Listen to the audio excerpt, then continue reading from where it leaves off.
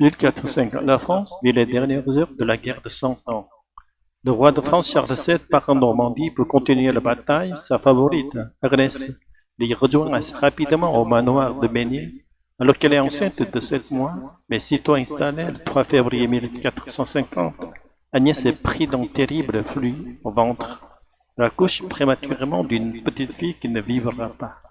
Et 3 jours plus tard, le 9 février à 6 heures de l'après-midi, dit Agnès pousse un dernier cri de douleur et succombe à l'âge de 28 ans.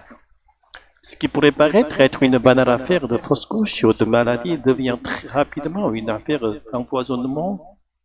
Agnès serait la première favorite de l'histoire de France, aurait peut-être été victime d'une jalousie, mais de qui?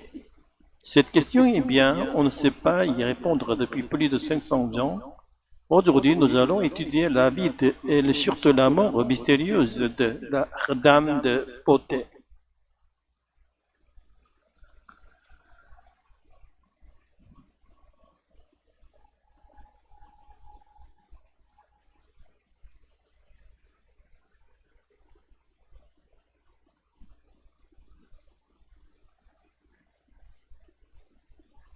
Agnès Sorel, née en 1422, elle est issue de petite noblesse de Picardie et reçoit une éducation soignée où elle apprend les perfectionnements de la haute aristocratie.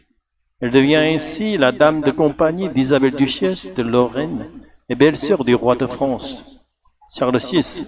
C'est en 1443 que ce dernier croise âge et tombe alors totalement sous son charme, en teint de ciel et de rose des yeux où la vivacité était tempérée par tout ce qu'a l'air de douceur, et de plus séduisant une bouche que les grâces avaient fort, à tout cela accompagné d'une taille libre et dégagée, relevée d'un esprit aisé, amusant et d'un entretien dont la gaieté et le tout agréable n'excluaient ni la justesse ni la solidité.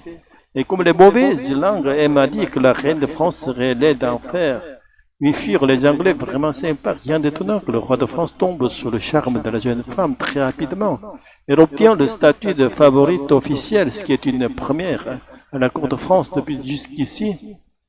Les maîtresses royales devaient rester dans l'ombre. La preuve, c'est que le roi Charles VI viendra même faire un tournoi en son honneur en 1444, et malgré ce qu'on pourrait penser, eh bien la pauvre reine de France, Marie d'Anjou, ne s'oppose pas à cette relation adultérine, et donc malgré les remontrances et le scandale, eh bien Agnès s'impose.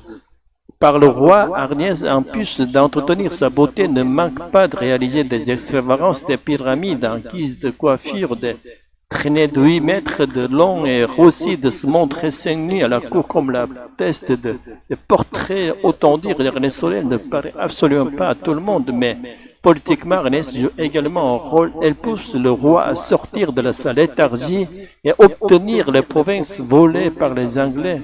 Elle impose ses amis souvent compétents comme l'Argentin Jacques et obtient des faveurs de la part des conseillers du roi. C'est ainsi qu'elle obtient plusieurs domaines comme celui de l'Auche de l'Octuaire, Vernon, Beauté-sur-Marne, qui lui a d'ailleurs donné son célèbre nom de dame de beauté. Charles VII lui avait même dit qu'elle était doublement sa dame de beauté. Pas mal, à sa mort en 1450, le roi est absolument dévasté. Il confie son cœur à l'abbaye de Jumièges tel que le souhaitait Agnès et son corps à Coche, où elle a légué ses biens officiellement. Agnès aurait été victime d'une fièvre pérale qui survient après un accouchement ou une fausse couche, mais cette mort est assez soudaine ou âgée. Agnès succombe en quelques heures dans la fleur de l'âge. Questionne beaucoup de personnes. Pense qu'Agnès, qui avait beaucoup d'ennemis, aurait été plutôt victime d'un meurtre par empoisonnement, sauf que, faute de preuves, eh bien, des suspicions tombent dans l'oubli pendant plusieurs siècles. Mais il y a quelques années, et grâce au progrès de la science et de l'ADN, on a pu analyser son corps. En voici les résultats. Aucune trace d'arsenic n'a été détectée. Par contre, des taux considérables de mercure ont été mesurés dans les fins, tant en superficie qu'en profondeur. Ce mercure aurait pu être contenu dans le plomb du sarcophage, mais l'analyse de ce dernier a montré qu'il n'a compté qu'un taux infime de la fixation du mercure dans les phares, et donc bien antérieur au décès. Et bien voilà, on a la preuve qu'elle était empoisonnée. Et bien, Pas tout à fait, deux hypothèses ont été retenues. La première, c'est celle de l'empoisonnement involontaire. En effet, aujourd'hui, on sait que le mercure est extrêmement toxique. Mais à l'époque, il s'agissait d'un remède. Ernest a été atteint d'une maladie qui est en parasitose digestive constituée d'un verre d'eau à 25 cm. Je ne veux pas en savoir plus. Cette maladie pourrait avoir une issue fatale, en plus de provoquer d'atroces douleurs abdominales, ce qui pourrait expliquer ce fameux flux de ventre apporté par les chroniqueurs. Et en plus de cela, pour ce genre de soucis, eh bien, on aurait pu lui administrer des sels de mercure. Les sels de mercure sont utilisés depuis l'Antiquité comme antiparasitaires et étaient associés à une déconstitution de fumaille. Il s'avère que lors des analyses, on a trouvé ces deux ingrédients dans les corps d'Ernest, ce qui aurait pu donc prouver l'administration de ce traitement. En plus de ça, les sels de mercure sont également administrés aux femmes qui viennent d'accoucher ou qui ont un accouchement difficile. Donc, deux raisons qui auraient pu expliquer ce traitement. Mais il y a toujours un mais. Les doses qui ont été retrouvées étaient 100 000 fois supérieures aux doses habituellement prescrites, ce qui expliquerait une mort en 72. Alors pourquoi? Eh bien, tout d'abord, on pourrait penser à une erreur médicale. C'est pas impossible, mais c'est hautement peu probable vu les doses administrées. On a également pensé au suicide d'Ernest, mais cela serait assez étonnant de la part d'une femme qui avait une place très privilégiée à la cour, en plus d'avoir eu des enfants précédemment qui ont été reconnus par le roi, ce qui est une première également. Et puis il y a aussi le fait que les morts infantiles, bien que douloureuses, évidemment, sont assez courantes à cette époque. Mais pourquoi pas? Admettons. Ce qui est certain, c'est que seul l'entourage d'Ernest aurait pu lui administrer de telles doses, sachant qu'Ernest était la favorite intouchable du roi, qu'elle venait de se remettre d'une fausse couche. Eh bien, qu'il s'agissait de la victime parfaite de la thèse la plus probable, c'est donc celle de l'assassinat.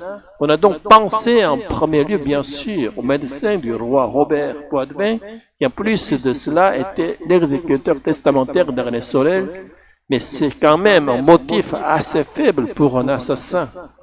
Par contre, ce qui est probable, c'est que Robert Poitevin ait reconnu les symptômes d'empoisonnement chez Ernest, et l'aurait caché soit par peur de représailles, soit parce qu'il l'a fait pour le compte de quelqu'un d'autre. Mais de qui? Le premier suspect, eh bien, c'est Jacques, l'argentier du roi, le grand ami d'Ernest, et également son exécuteur testamentaire. Tout ça font donc des motifs encore une fois assez faibles, et surtout en comparaison au soutien qu'il bénéficiait de la part d'Ernest au fait qu'elle lui ait permis de s'enrichir et également d'obtenir une place privilégiée auprès du roi, sachant qu'en plus cette thèse, eh bien, elle a été colportée par les débiteurs de Jacques. Que précipitant ainsi sa disgrâce et son exil à Rome, il aurait donc eu un petit intérêt à le faire tomber suspect. Eh bien, Antoinette de Marnella, la cousine d'Ernest Sorel, qui seulement 3 mois après sa mort atterrit dans le lit du roi. En plus de ça, grâce au mariage que ce dernier lui fait faire, elle obtient des domaines très avantageux. La cupidité et la jalousie auraient pu donc être des motifs. Mais le suspect le plus connu et le plus probable, c'est le fils du roi Louis X. Ce dernier détestait Ernest. Il ne supportait pas le fait que son père, avec qui il avait déjà des relations compromettantes, impose cette favorite à la cour et notamment auprès de sa mère et surtout qui risque sa place. Ernest a eu 3 filles avec le roi qui a toutes reconnu et lui ont donné le titre de Valois. Louis XI avait donc la peur bleue quand Ernest accouche d'un garçon et qu'ainsi il soit détrôné, en plus du fait que Louis XI accusait Ernest de dilapider le trésor royal en onéreux super.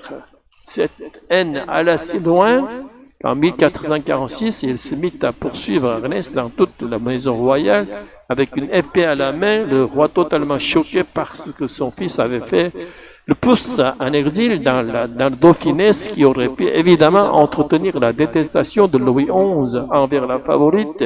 Mais est-il allé jusqu'à assassinat? Là est toute la question. Alors pour vous, Quelle est la réponse à cet éternel mystère?